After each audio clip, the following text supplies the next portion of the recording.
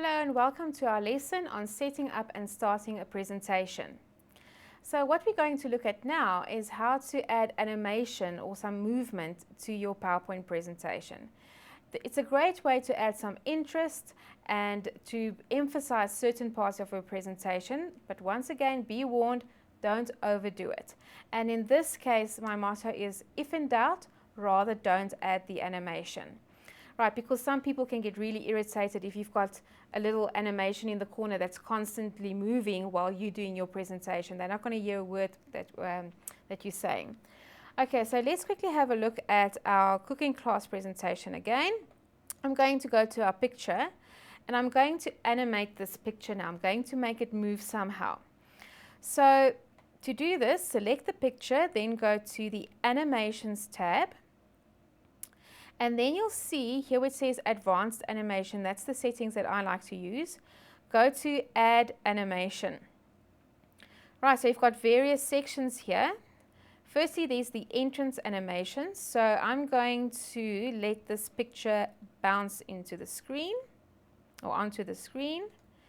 Okay, there we go. And you can take it even further. You can play with your time settings and how long it should take to come in, etc. And what I like to do now is I like to activate the animation pane. So you select animations and then select animation pane.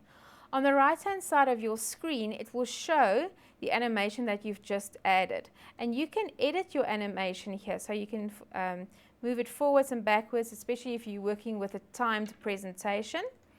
Let's add one more animation. So we just made it bounce in. And then let's make it spin, okay, just because we can.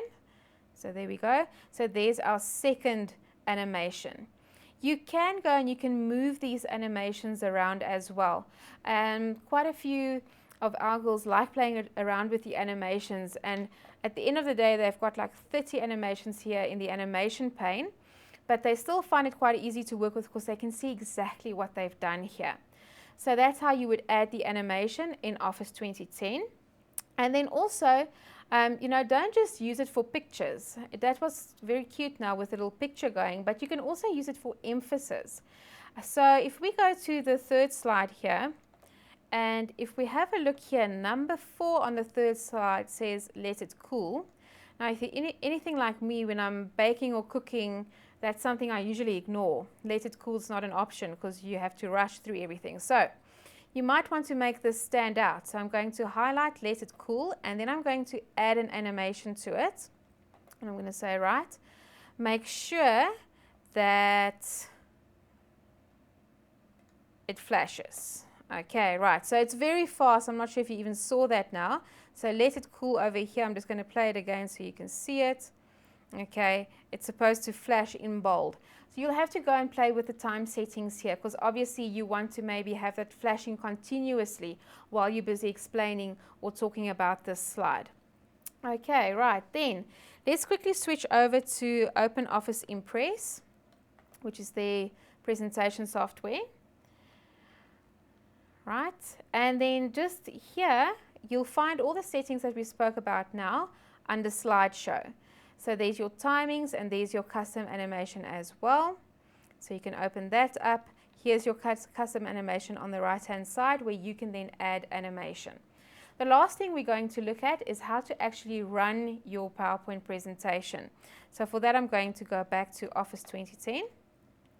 And to run your show, you can select the slideshow tab. And then here you've got a couple of options.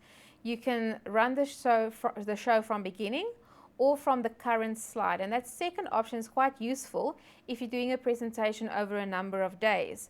So we could start today, but tomorrow we're going to start from slide 10. So instead of standing there and going through all the slides quickly, I can just go to slide 10 and run my presentation from there. Also, the shortcut to run your presentation is F5 on your keyboard. And what I mean by running your slideshow is you're actually presenting it now. So it will actually fill the entire screen like I did here now. And you can go from one slide to the next. And that concludes our lesson on setting up and starting a slideshow.